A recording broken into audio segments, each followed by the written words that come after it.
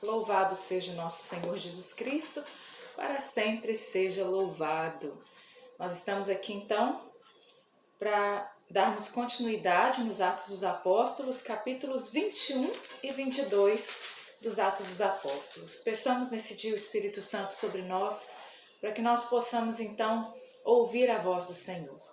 Pelo sinal da Santa Cruz, livrai-nos Deus nosso Senhor dos nossos inimigos, em nome do Pai, do Filho e do Espírito Santo. Amém. Vinde, Espírito Santo, enchei os corações dos vossos fiéis e acendei neles o fogo do vosso amor. Enviai-nos, ó Pai, o vosso Espírito, e tudo será criado, e renovareis a face da terra. Oremos. Ó Deus, que instruíste os corações dos vossos fiéis com a luz do Espírito Santo, fazei que apreciemos retamente todas as coisas, segundo o mesmo Espírito, e gozemos sempre de sua consolação, por Cristo Senhor nosso. Amém. Então nós estamos no capítulo 21 dos Atos dos Apóstolos.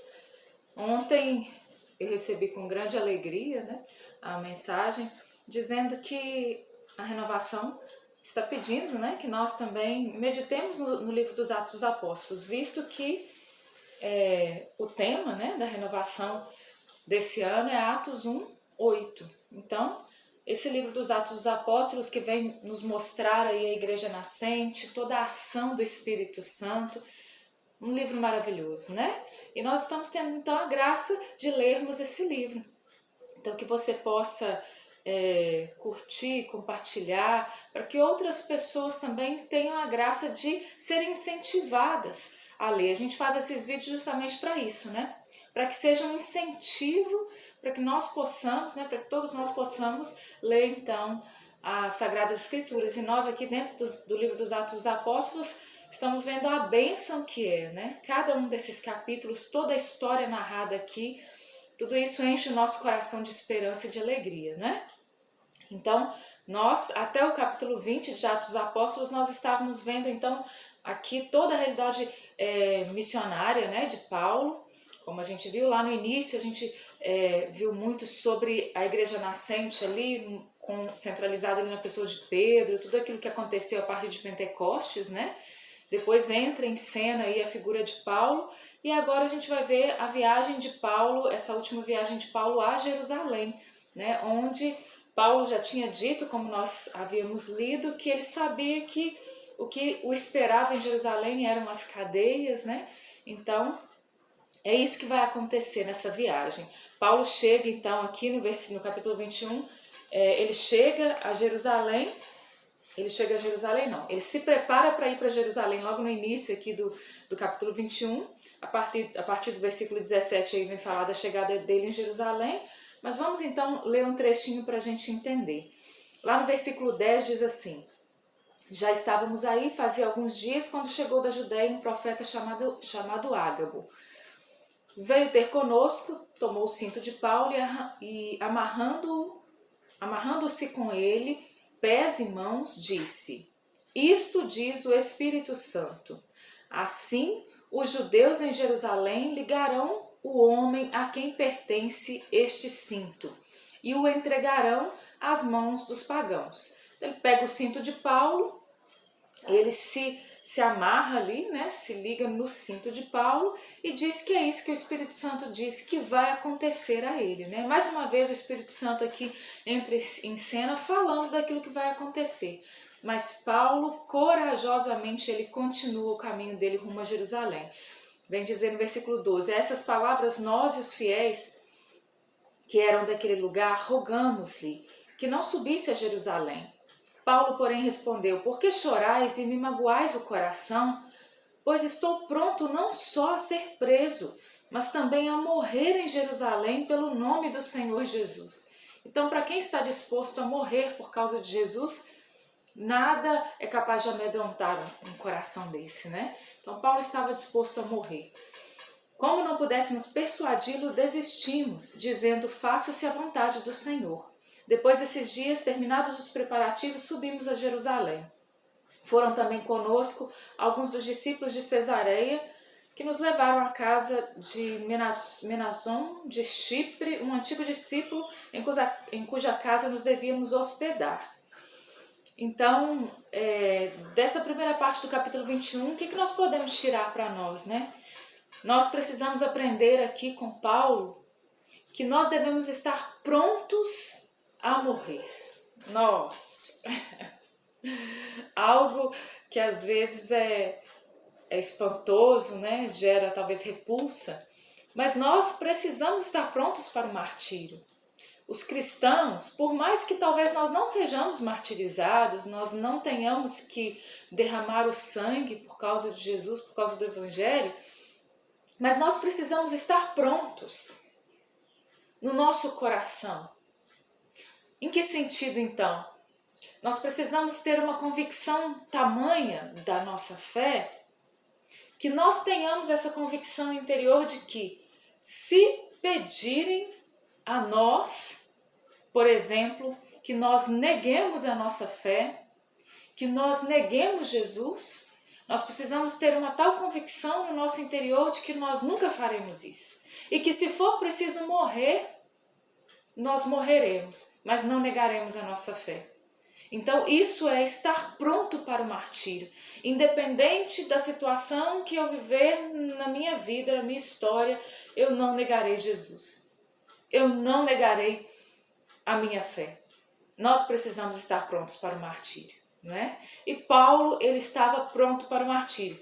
E não somente com esse entendimento, porque ele estava pronto para o martírio porque ele sabia que o martírio o esperava. Né? Os cristãos daquele tempo, eles sabiam que muito provavelmente o martírio os esperava. Quanto mais um grande evangelizador, um grande missionário como Paulo, né? Mas ele estava pronto a morrer. Né? E para ele, gente, sobretudo nesse tempo, era uma honra morrer. Não era só assim, não, se me pedirem para negar, eu não negarei e vamos lá, eu morro. Não, era uma honra para eles morrer, né? Por Jesus. Então, que nós tenhamos também essa realidade no nosso coração, né? Que nós tenhamos essa convicção também de que se um dia fosse pedido de nós até mesmo o nosso sangue, né, a nossa vida, que nós daríamos e que isso seria uma honra, né? E que isso seria uma honra porque o nosso Senhor deu a vida por nós, né? Por mais difícil que seja pensar isso, né? Mas é bom a gente pensar, é bom a gente pensar. Versículo 17, a nossa chegada em Jerusalém, os irmãos nos receberam. Agarrou a página aqui, gente. Os irmãos nos receberam com alegria. No dia seguinte, Paulo dirigiu-se conosco à casa de Tiago, onde todos os anciãos se reuniram. Tendo-o saudado, contou-lhes, uma por uma, todas as coisas que Deus fizera entre os pagãos por seu ministério.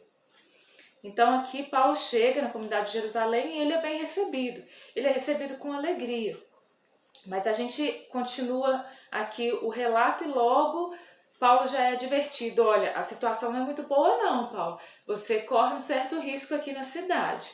Então, versículo 20. Ouvindo isto, glorificaram a Deus e bendisseram a Paulo. E disseram a Paulo, bem vês, irmão, quantos milhares de judeus abraçaram a fé sem abandonar seu zelo pela lei. Eles têm ouvido dizer que de ti, que ensinas os judeus que vivem entre os gentios a deixarem a Moisés, dizendo que não devem circuncidar os seus filhos nem observar os costumes mosaicos. Que se há de fazer? Sem dúvida saberão da tua chegada. Então, eles vão advertir Paulo, olha, o pessoal tá bravo com você, Paulo, porque eles estão ouvindo dizer que você diz para os judeus dos outros lugares aí que não é para circuncidar os filhos, nem seguir a lei de Moisés, né?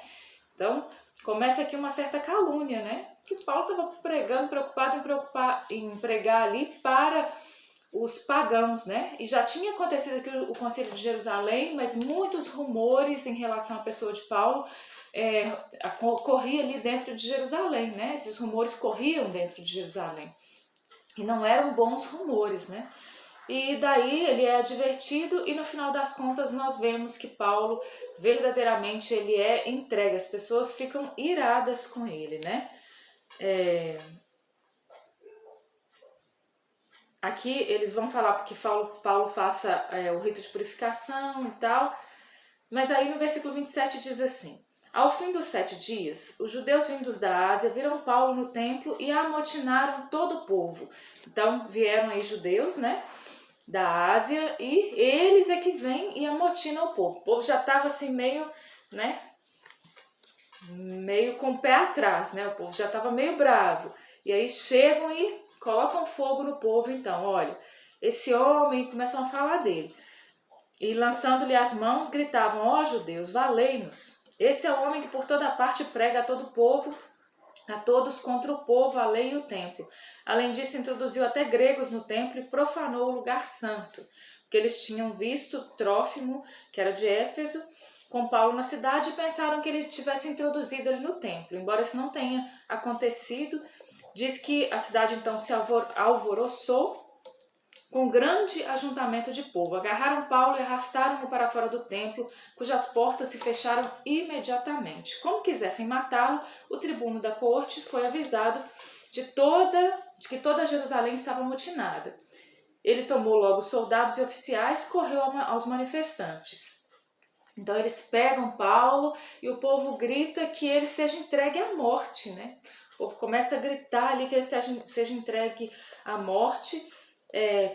Paulo, então, ele diz, né, que ele é da Cilícia, cidadão, então, de Tarso, né, natural de Tarso, e ele diga: mas rogo-te que me permitas falar ao povo. Então o tribuno permite que Paulo fale ao povo. Paulo faz um aceno e começa um discurso, então, no capítulo 22.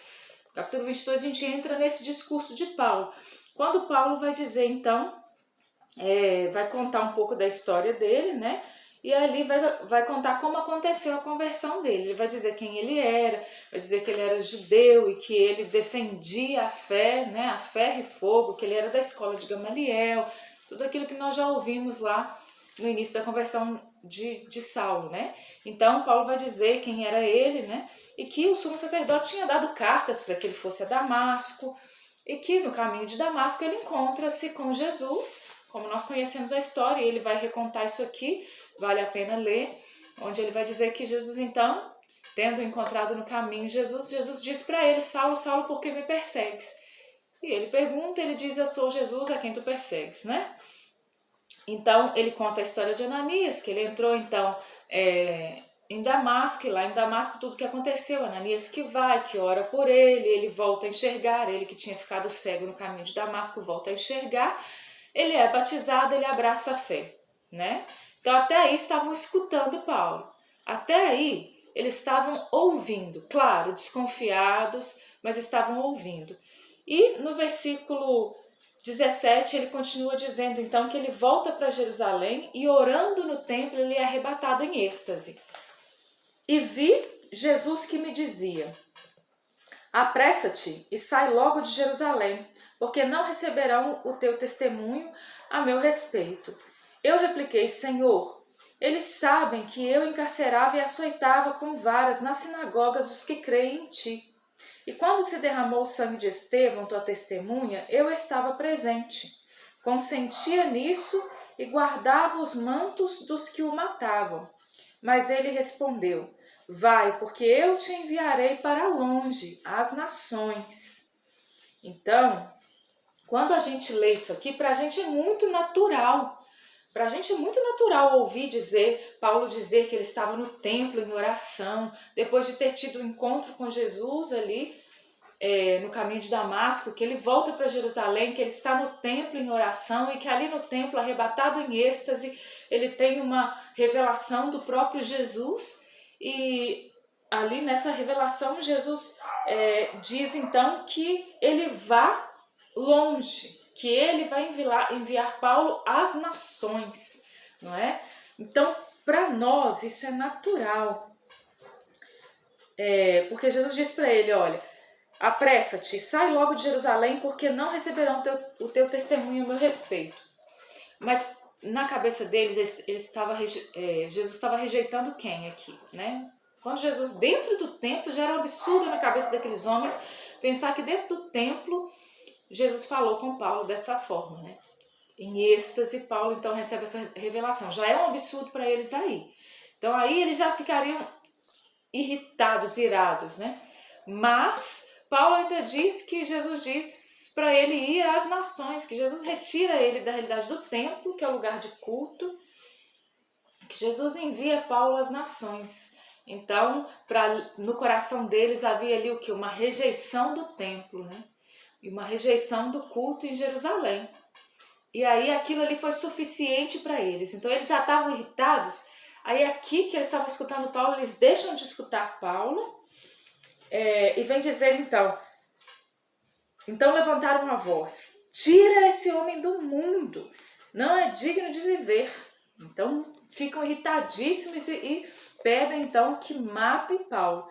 Mas então, quando eles iam, né, ali tirando Paulo daquela cena, eles, no versículo 24 diz: o tribuno mandou recolhê-lo à cidadela, açoitá-lo e submetê-lo a torturas, para saber por que causa clamavam contra ele. Quando iam amarrando com a correia, Paulo perguntou ao centurião que estava presente: é permitido açoitar um cidadão romano que nem sequer foi julgado? Ao ouvir isso, o centurião foi ter com o tribuno e avisou: que vais fazer? Este homem é cidadão romano. Então eles não sabiam da cidadania de Paulo, que Paulo era um cidadão romano, então não podiam fazer isso. Vão açoitar um cidadão romano? Vocês são loucos, né? Esse homem, ele é cidadão romano. Veio o tribuno e perguntou-lhe: dize-me, és romano? Sim, respondeu ele. O tribuno replicou: eu adquiri este direito de cidadão por grande soma de dinheiro. Paulo respondeu: pois eu o sou de nascimento. Nossa, Paulo era cidadão romano, de nascimento. Apartaram-se então dele os que iam torturá-lo. O tribuno alarmou-se porque o mandara acorrentar, sendo ele um cidadão romano. No dia seguinte, querendo saber com mais exatidão de que os judeus o acusavam, soltou e ordenou que se reunissem os sumos sacerdotes e todo o grande conselho. Trouxeram Paulo e o mandou comparecer diante deles. Aqui termina o versículo 22, né? Então aqui a cena de tensão ao redor de Paulo ali, ela se torna grande, né? A realidade ali em torno de Paulo, então aquele Paulo que até então, até o versículo 20, ele estava ativo, ele estava evangelizando de cidade em cidade. Aqui vai acabar toda aquela atividade de Paulo e vai entrar uma outra cena, não menos importante, né?